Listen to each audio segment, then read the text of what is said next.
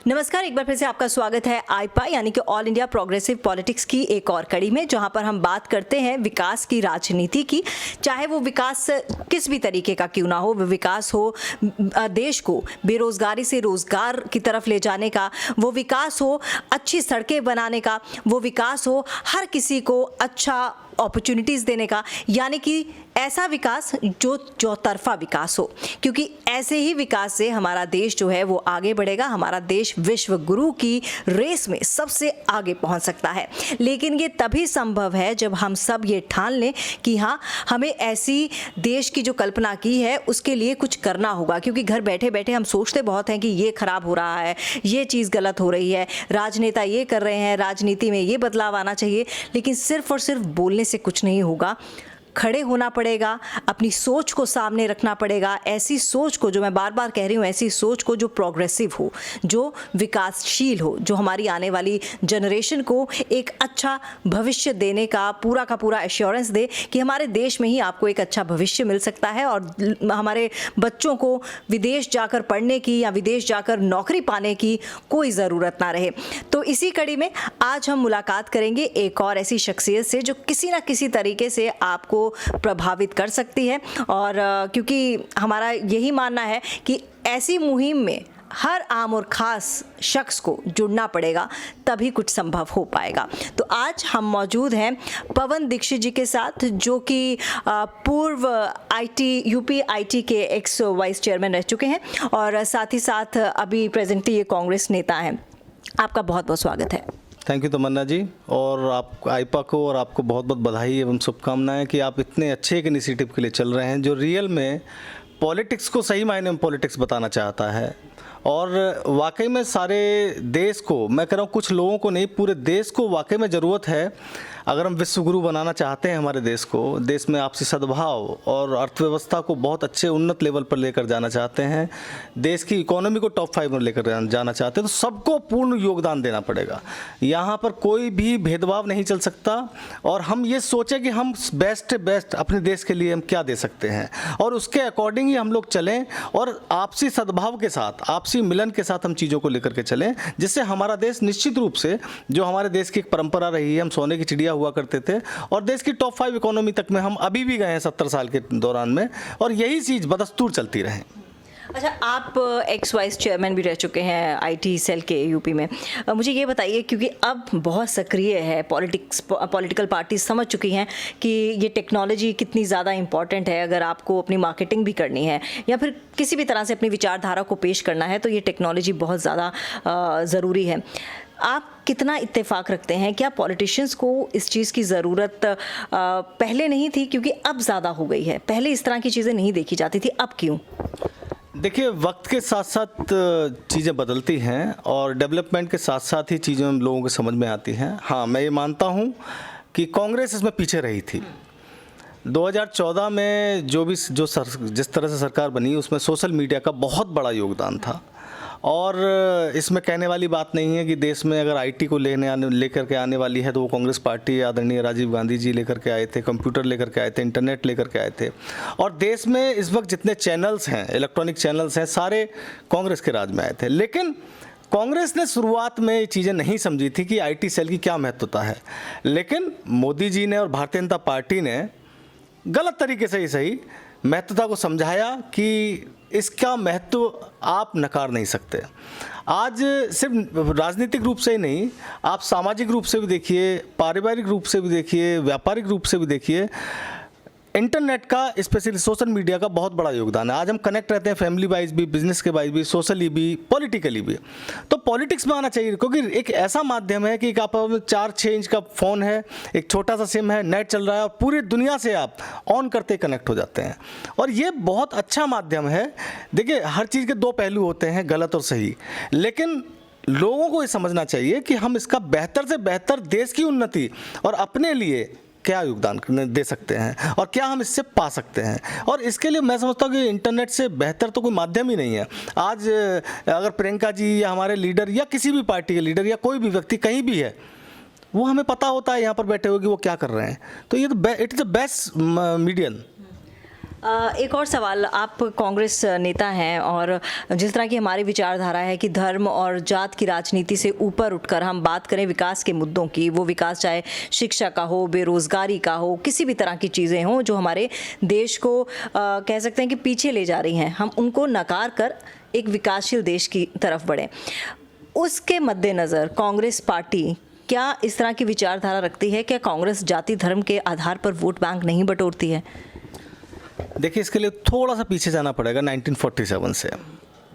देखिए, ये हमारा सौभाग्य है कि हमारे देश में ऐसे ऐसे नेता हुए हैं जिन्होंने अपना बलिदान दिया, अपने जीवन का बलिदान दिया और देश को स्वतंत्रता दिलाई। और मैं इसमें अपने आप को बहुत गर्व महसूस करता हूं कि मैं कांग्रेस पार्टी का सदस्य हूं, उस कांग्रेस पार्टी का सदस्य हूं जिसके लोगों ने देश के स्वतंत्रता संग्राम में महती भूमिका निभाई, चाहे जवाहरलाल नेहरू जी हों, चाहे सरदार पटेल हों, चाहे लाल बहादुर शास्त्री हो, चाहे अम्बेडकर जी हों। मतलब एक फहरिस्त है। और मुझे लगता है 90 से 95% जो लोग थे, जो महान विभूतियाँ थी, वो कांग्रेस से कनेक्ट करते थे। देखिए, सबसे बड़ी बात यह कि कांग्रेस क्या इस चीज़ को सोचती है, तो ये मूल प्रश्न नहीं है, क्योंकि कांग्रेस की विचारधारा ही शुरू से रही है। आज अगर 70 वर्ष के शासनकाल में 55 वर्ष कांग्रेस को लोगों ने आशीर्वाद दिया है तो कोई वजह रही होगी। लोगों का विश्वास था। मैंने अभी आईटी सेल के बारे में बोला, कुछ चीज़ें भ्रांतियां पैदा हो गई। अभी आपने 3 दिन पहले सुना होगा कि जिस व्यक्ति ने, उसको इतिहास क्षमा नहीं करेगा, विनोद रॉय जो सीएजी थे, उन्होंने सीएजी के बारे में हमारा उल्टा सीधा लिखा, 1,86,000 करोड़ घोटाला हुआ और लोगों ने वो समझ लिया, कांग्रेस की छवि खराब हो गई। अभी 3 दिन पहले उन्होंने संजय आदरणीय हमारे कांग्रेस के नेता संजय निरुपम जी, उनसे माफ़ी मांगी है और उसमें भी सौभाग्य से समझिए कि मैं उस केस में गवाह हूँ। तो ये चीज़ें रहीं, लेकिन कांग्रेस की विचारधारा हमेशा वही रही जो आज है। कांग्रेस ने हमेशा देश के लिए सोचा, कांग्रेस ने हमेशा सेकुलरवाद को बढ़ावा दिया। कांग्रेस के ही राज में हमारी दुनिया की सबसे बड़ी डेमोक्रेसी इंडिया है। डेवलपमेंट के लिए देखिए, आज मैं ये बात बोलता हूँ, आज कोई आप बिजनेस में ले लीजिए, 1947 में क्या था हमारे पास, हम माइनस में थे, गेहूँ भी नहीं होता था हमारे यहाँ। आप हरित क्रांति लेकर के आए, नेशनल बैंक्स लेकर के आए, MNCs को बढ़ावा दिया, हमारे परमाणु केंद्र बने, एम्स बने, हम खुद मैन्युफैक्चरिंग करने लगे, हवाई जहाज से लेकर टैंक तक की। आज टॉप 5 इकोनॉमी में आदरणीय मनमोहन सिंह के शासनकाल में तक में हम लोग पहुंच गए। हर चीज़ को बढ़ावा देने वाली कांग्रेस थी। आपसी समरसता इतनी ज़्यादा थी। देखिए, इकोनॉमिक्स के साथ साथ सबसे पहली चीज़ होती है आपस में सद्भाव, वो बहुत ज़रूरी है। अगर एक परिवार में भी अगर आप पैसे कमा रहे हों, लेकिन अगर आपस में एक मेल भाव नहीं है, तो वो ज़्यादा दिन नहीं चल सकती। शांति समरसता बहुत ज़रूरी है और कांग्रेस का हमेशा मूल मंत्र है, हिंदू मुस्लिम सिख ईसाई आपस में सब भाई भाई। हम कभी किसी ना जाति में हम लोग भरोसा करते हैं, ना धर्म में भरोसा करते हैं, हम भारतीयता में भरोसा करते हैं। और ये मैं नहीं कह रहा हूँ, ये पूरी कांग्रेस का मूल मंत्र है। हम जब मिलते हैं, हमारे सीनियर लीडर से मिलते हैं, हम मीटिंग्स में मिलते हैं, हमें आज तक एक लीडर ने ये नहीं बोला कि वो फला जाति का है, वो फला धर्म का है। हमें सिर्फ भारतीयता सिखाई जाती है कि हम देश के लिए क्या अच्छा कर सकते हैं, हमारी लीडरशिप देश के लिए क्या अच्छा कर सकते हैं, हम उनके संदेश को किस तरह से लोगों तक पहुंचा सकते हैं। हाँ, एक समय आया है जो अनुकूल नहीं है और मुझे बहुत ज़्यादा उम्मीद है कि बहुत, देखिए, काट की बार बार नहीं चढ़ती है, पानी के बुलबुले की उम्र बहुत छोटी होती है। वही भारतीय जनता पार्टी के साथ होने वाला है। आप देखिएगा, लोगों के अंदर अब इसकी कुलबुलाहट शुरू हो गई है। इकोनॉमिकली लोगों की स्थितियाँ, आप भी इसी देश से हैं, आप भी सारी चीज़ों को समझती हैं, व्यक्तिगत रूप से हालात अच्छे नहीं हैं। हम कब तक कम्युनल लेवल पर के चीज़ों को ले जा करके लोगों को बहकाते रहेंगे? कब तक हम हिंदू मुस्लिम या इस तरह की चीज़ों को ले जाकर? आज देखिए, किसान धरने पर बैठा हुआ है, 70 सालों का सबसे बड़ा धरना, 1 साल से धरने पर बैठे हुए हैं। क्या ये लोग पागल हैं? ये हमारे देश की रीढ़ है। 70% किसान, हमारे देश में 70% लोग हैं जो किसान हैं या किसान परिवार से हैं। तो ऐसा नहीं, व्यापारी की हालत देख लीजिए, रोज़ सुसाइड के केसेस हैं, रोज़ लोग अपनी बैंकरप्सी में जा रहे हैं। ये चीज़ें समझनी पड़ेंगी देश को। महिलाओं के लिए आप खुद देख लीजिए, डेली उत्तर प्रदेश में क्या हालत है। तो ये सब चीज़ें, ऐसा नहीं है कि सोशल मीडिया या मीडिया इनको नहीं दिखा रहा था, लोगों के अंदर कुलबुलाहट नहीं है। देखिए, कोई भी चीज़ ना एक साथ में आती है। अन्ना मूवमेंट हुआ, किसी को कुछ पता था? सब कुछ देश में उलट पुलट कर दिया उसने, क्योंकि लोगों के अंदर कहीं ना कहीं गुस्सा था हमारे लिए। हमारे अंदर हम जो लोग अच्छा कर रहे थे वो लोगों तक नहीं पहुंचा पा रहे थे। लोगों तक नहीं पता लग रहा था कि हम लोग ये कर रहे हैं। तो यही चीज़ भारतीय जनता पार्टी के साथ भी होने वाली है कि जो लोगों के अंदर एक कुलबुलाहट है, अपने वोट के माध्यम से वो उसका निर्णय दे देंगे। अच्छा, ये भी माना जाता है कि कांग्रेस जो है वो बीजेपी, कांग्रेस क्या, मैं कहती हूँ कि विपक्ष की जितनी भी पार्टियां हैं वो बीजेपी के मुद्दों को या फिर जो बीजेपी की नाकामी है उसको अच्छे से भुना नहीं पाती है, जबकि बीजेपी जो अपने कामयाबी है उसको अच्छे से चर्चा में ले आती है। ऐसा आपका भी मानना है, क्यों नहीं भुना पाते हैं विपक्ष दल? देखिए, सिर्फ 1 महीना आप लोग हमें दे दीजिए, मीडिया से जुड़े हुए लोग, हमारे तरीके से देश के हिसाब से चल दीजिए, हमारे पक्ष में मत कीजिए। देखिए, मैं कहना नहीं चाहूँगा, आप भी समझदार हैं कि क्या चैनल्स का इस वक्त में मूड रहता है लोगों का, वाइस्ड रहते हैं वो लोग, और उनकी अपनी व्यवसायिक मजबूरियां हैं, किसी की जॉब की मजबूरी है, किसी पे ईडी सीबीआई की मजबूरी है, किसी पे इनकम टैक्स की मजबूरी है, किसी को लैंड की मजबूरी है।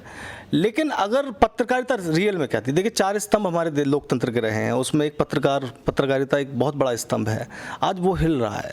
मेरे बहुत सारे पत्रकार मित्र हैं और अनऑफिशियली हम लोग जब बात करते हैं वो बहुत परेशान है व्यक्तिगत रूप से, क्योंकि जब वो पत्रकारिता लेकर के चले तो वो पत्रकार थे, आज वो एंकर बन के रह गए हैं। एंकर तो क्या, एंकर तो एक टीवी पे कोई एंटरटेनमेंट प्रोग्राम आता है वो भी एंकर है, कपिल शर्मा भी एंकर है, और टीवी पे भी। तो आप अपनी पत्रकारिता भूल, मैं आपको नहीं कह रहा हूँ व्यक्तिगत, मीन्स वो लोग पत्रकारिता भूल रहे हैं। मैं सिर्फ ये कहता हूँ कि मूल मुद्दे, देखिए मैंने अभी 3 मिनट या 4 मिनट में आपसे बोला कि महिलाओं की क्या स्थिति है, किसान आज धरने पर बैठा हुआ है, व्यापार चौपट हुआ पड़ा है। मैं तो भारतीय जनता पार्टी के लोगों से बोलता हूँ भाई, मैं आपके चैनल के माध्यम से बोल रहा हूँ कि 4.5 साल योगी जी को उत्तर प्रदेश में हो गए, एक काम मुझे 500 करोड़ का एक प्रोजेक्ट बता दीजिए 2017 में योगी जी ने शुरू किया हो और अब तक वो फलीभूत करके शिलान्यास उसका कर दिया हो। एक काम बता दीजिए। 3 काम मुझे नरेंद्र मोदी जी के बता दीजिए कि देश में उन्होंने इस तरह के किए हैं कि ये था नहीं और ऐसा कुछ मोदी जी ने करके दे दिया। आप बातें करते हैं, आप चेन चला रहे हैं, आपने एक हमारा काम इतना चल रहा था वो आगे बढ़ाया। ये देखिए प्रकृति का नियम है, वो कोई भी गवर्नमेंट होती है, वो देवगौड़ा जी ने बढ़ाया, वो गुजराल जी ने भी बढ़ाया, वो चंद्रशेखर जी ने भी बढ़ाया, वो अल्प समय के लिए आए भले ही। तो ये एक प्रोसीजर है जो वो कर रहे हैं। आप इसमें एक ऐसी चीज़ें नहीं कर सकते हो कि हाँ ये नहीं था और हमने ये कर दिया। आज इकोनॉमी की क्या हालत है, किसी से कोई छुपा नहीं है। आज आपसी समरसता की क्या हालत है, किसी से कोई छुपा नहीं है। हर व्यक्ति परेशान है। आप कम्युनल लेवल पर हर चीज़ को चलते हैं। आज एक पर्टिकुलर वर्ग के लोग डरते हैं अपनी बात कहने से। आज छोड़ दीजिए, वो हिंदू से हिंदू को लड़ाया जा रहा है। मैं अगर आज एंटी बीजेपी अपने दोस्तों में बात करता हूँ तो उनके कान लाल हो जाते हैं। What is this? मैं 2014 से पहले तक था, मैं जनरल सेक्रेटरी था यूपी यूथ कांग्रेस का। हमें पता भी नहीं था हमारी सरकार लगातार 10 साल थी, ना घमंड था हम लोगों के अंदर, और हमसे भी एंटी बात बोलते थे। 2011 से 14 के बीच में अन्ना मूवमेंट हुआ, फिर घोटालों की बातें हुई। क्या आपने कभी सुना कि कांग्रेस के लोगों ने बदतमीजी की? आप डेली देखिए, एक हमारे पवित्र रंग को, भगवा रंग को संतरा रंग बना दिया और भगवा पट्टा पहन के आप कुछ भी करने को तैयार हो जाते हैं। लिंचिंग देख लीजिए। तो ये सब चीज़ें हम बोलते रहे हैं। क्या आप देख नहीं रहे हैं कि प्रियंका जी किस तरीके से लोगों के लिए बात उठा रही हैं? यही राजनीति देश को चाहिए। लोग बोलते हैं राजनीति करें, बिल्कुल वो राजनीतिक व्यक्ति हैं, वो राजनीति नहीं करेंगे तो क्या करेंगी, लेकिन यही राजनीति तो देश को चाहिए कि एक ज़रूरतमंद को अगर हम अपनी बात कहलाने के लिए उनके पास खड़े हो सकते हैं, उसकी मदद कर सकते हैं, तो क्या नहीं होना चाहिए? यही तो होना चाहिए हम लोग हमारे पास में। क्या हम सिर्फ बेडरूम ड्राइंग रूम पॉलिटिक्स करें, बिजनेसमैनों के साथ में हम लोग पॉलिटिक्स करें, उनको हम लोग आगे बढ़ाएं? ये नहीं है। वो भी बहुत ज़रूरी हिस्सा है, लेकिन उसके साथ साथ इस देश का 90% जो नागरिक है वो इस देश का अहम हिस्सा है जो रीढ़ रहा है। चलिए, बहुत बहुत धन्यवाद आपका, और अच्छा लगा आपसे बात करके।